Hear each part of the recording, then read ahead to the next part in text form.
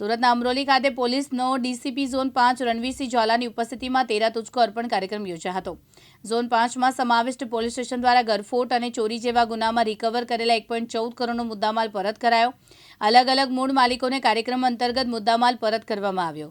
સોનાના ઘરેણા, રોકડ રકમ, મોબાઈલ, 18 જેવી 4 વ્હીલ કાર મળી 1.14 કરોડનો મુદ્દામાલ પરત કરાયો છે।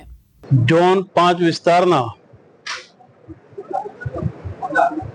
જે ગરફોડ ચોરી થયેલા મુદ્દામાલની તેરા તુજકો અર્પણનો કાર્યક્રમ રાખવામાં આવેલો। અગાઉ દિવાળીની આસપાસ એક પ્રોગ્રામ રાખેલો હતો અને 1 કરોડની આસપાસ મુદ્દામાલ પરત કરેલો હતો।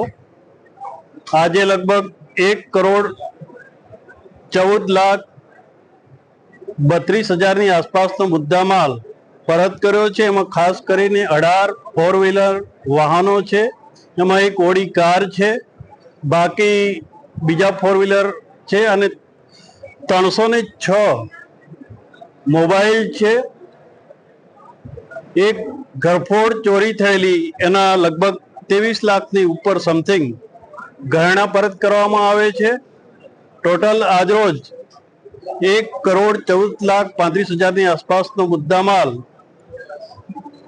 નાયબ પોલીસ કમિશનર ઝોન 5ના થાણા વિસ્તારમાંથી પરત કરવામાં આવેલો છે।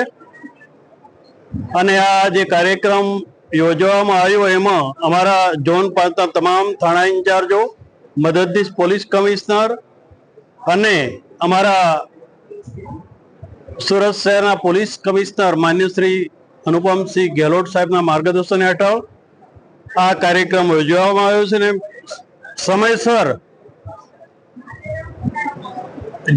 જે લોકોના ચોરી કે ગરફોડ થયેલી એ મુદ્દામાલ આજરોજ પરત કરવામાં આવેલો છે। એમાં સતત અમારા પોલીસ કમિશનર અનુપમ ગેહલોત સાહેબનું માર્ગદર્શન પૂરું પાડેલું છે।